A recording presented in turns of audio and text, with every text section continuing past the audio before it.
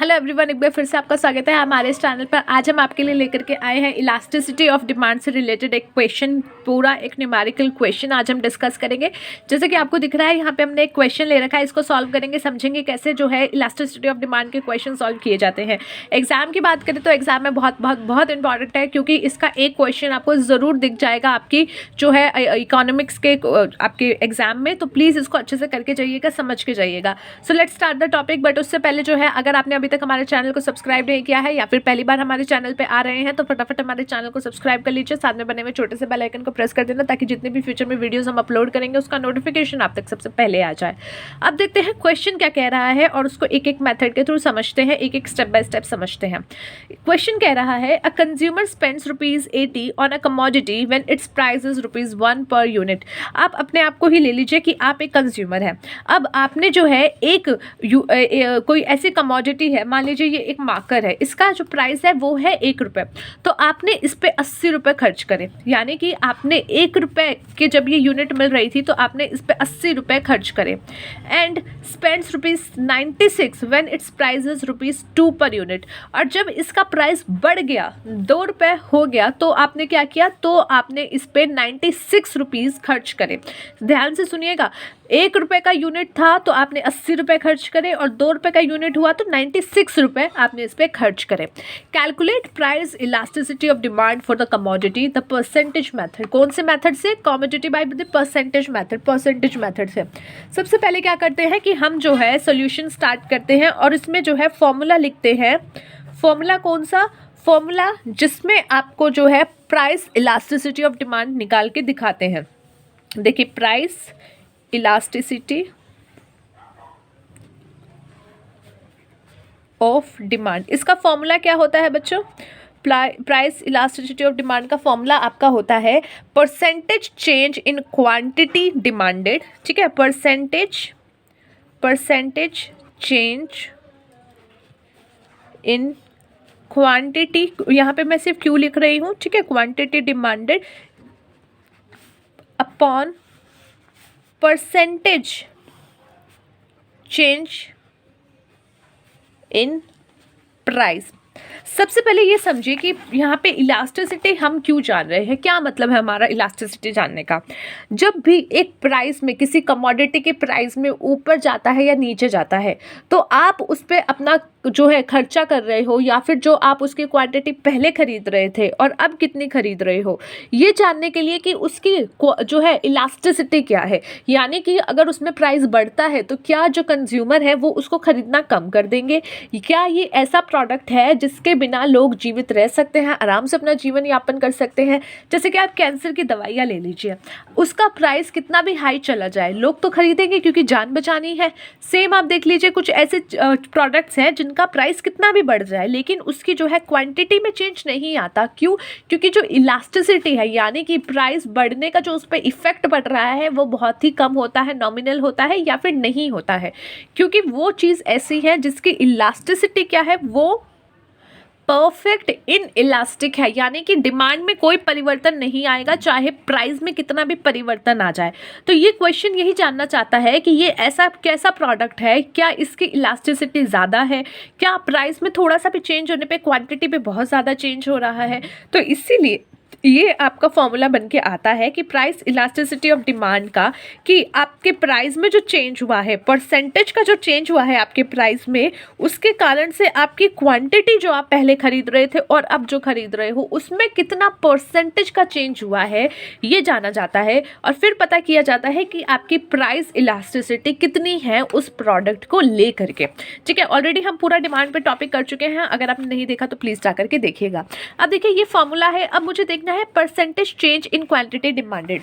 अब percentage change in quantity demanded को check करूं, उससे पहले मुझे ये पता होना चाहिए कि पहले ये कितनी क्वांटिटी ले रहा था और अब कितनी ले रहा है।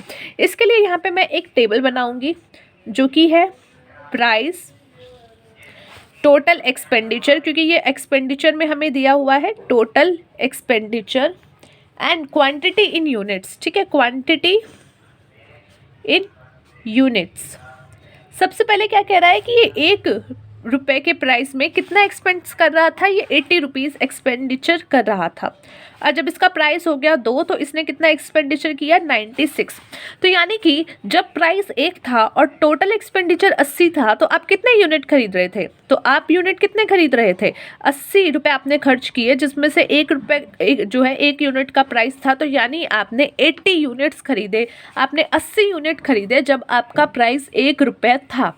वहीं जब 96 रुपीज़ का प्राइस हो गया तो आपने कितने यूनिट्स खरीदे? तो आपने कितने यूनिट्स खरीदे? तब आपने खरीदे 48 यूनिट्स। देखो कितना ज़्यादा डिफरेंस आ गया। 1 रुपये का प्राइस था तो आप 80 यूनिट ले रहे थे, और जब 2 रुपये का प्राइस हो गया तो आपने जो क्वांटिटी खरीदनी शुरू की वो कितनी हो गई 48। तो आप इसको एक बार टेबल में कन्वर्ट कर लीजिएगा, लाइनें वाइनें बना करके थोड़ा सुंदर सुंदर बनाइएगा। ठीक है, अब बात करते हैं सबसे पहली कि परसेंटेज चेंज कितना हुआ है इन क्वांटिटी डिमांडेड। तो परसेंटेज चेंज इन क्वांटिटी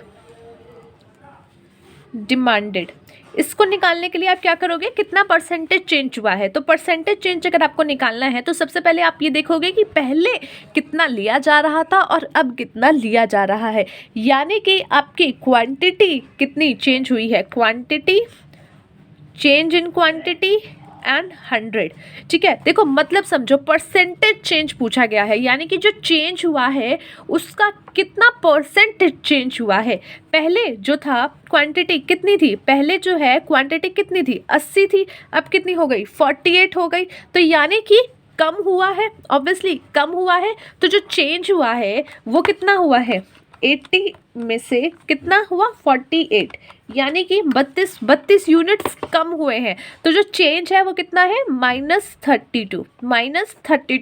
और जो क्वांटिटी पहले खरीदी जा रही थी वो कितनी है 80, वो कितनी है 80। तो इसको इंटू 100। तो यहाँ पे जो परसेंटेज चेंज हुआ है, यहाँ पे जो परसेंटेज चेंज हुआ है वो हुआ है 32/80। माइनस में है तो मैं यहाँ पे भी माइनस को इग्नोर कर रही हूँ।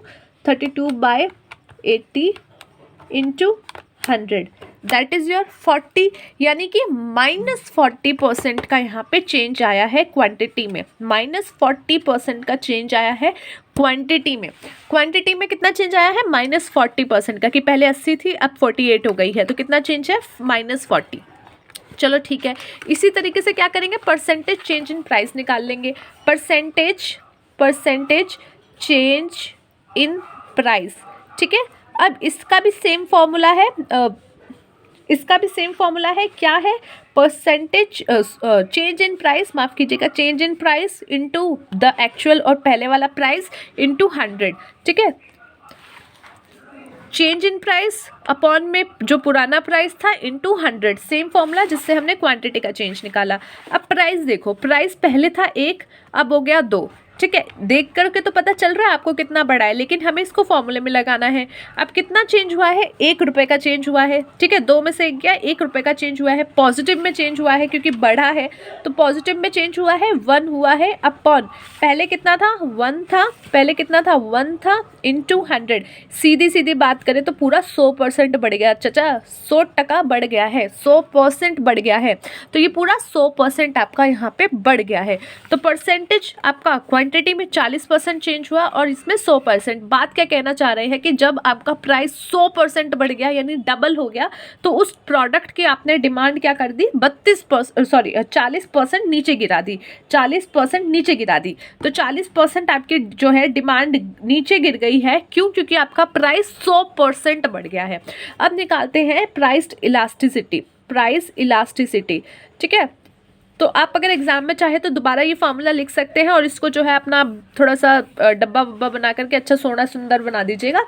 ठीक है, तो percentage change of demand is equal to क्या था, परसेंटेज चेंज इन क्वांटिटी, जो कि कितना है -40%। परसेंटेज चेंज इन क्वांटिटी कितना आया है -40%। और percentage change in your price that is what, that is your 100%। तो यहाँ पे क्या है 40%/100%। अब अगर मैं परसेंटेज को इग्नोर करूँ, मतलब कैंसिल करके देखूँ और इसको जो है 40 डिवाइडेड बाय 100 करूँ, so what I am getting here is 0.4। अब इसका मतलब क्या है 0.4, यानी कि ये जो है 0.4 नेगेटिव में नेगेटिव में, क्योंकि ये नेगेटिव है तो नेगेटिव 0.4 क्या है कि प्राइस इलास्टिसिटी ऑफ डिमांड जो है, प्राइस इलास्टिसिटी ऑफ डिमांड जो है वो आपकी कितनी है, -0.4। और बहुत ही आम भाषा में अगर इसको जो है इकोनॉमिक्स के लाइन में बोले तो ये क्या है, लेस इलास्टिक है, लेस इलास्टिक है। और क्वेश्चन जब आप सॉल्व करोगे एग्जाम में आपको ये लिखना पड़ेगा that it is in elastic या प्रॉपर इलास्टिक या फिर इन इलास्टिक से थोड़ा सा लेस, तो ये सब आपको लिखना पड़ेगा। तो ये क्या है, लेस इलास्टिक है, लेस इलास्टिक एज जो इलास्टिसिटी ऑफ डिमांड हमारा निकला है वो कितना निकला है, <1 तो 1 से कम निकला है, तो इसलिए ये लेस इलास्टिक है। यानी कि बदलाव तो हो रहा है कि क्योंकि पूरा 100% का प्राइस बढ़ गया लेकिन क्वांटिटी में कितना चेंज हुआ, थोड़ा सा चेंज हुआ, 40% हुआ। तो यानी इलास्टिक तो है पर कम इलास्टिक है, इसमें चेंज तो हो रहा है पर कम हो रहा है। तो that is what, that is your ED is <1। ठीक है, पूरा हमने डिस्कस किया था कैसे निकालते हैं इलास्टिसिटी, आपका जो है 1 से कम हो तो 0 हो तो क्या होता है, वो सब आप देख सकते हो हमारी डिमांड की फुल वीडियो में। सो आज की वीडियो के लिए इतना ही गाइस। आई होप आपको क्वेश्चन समझ में आया हो, कैसे आपको जो है कैलकुलेशन करनी है of your elasticity of demand आपको समझ में आया हो। थैंक्स फॉर वॉचिंग, मिलते हैं नेक्स्ट वीडियो में एक अगले टॉपिक के साथ। तब तक के लिए take care of yourself and take care of your health.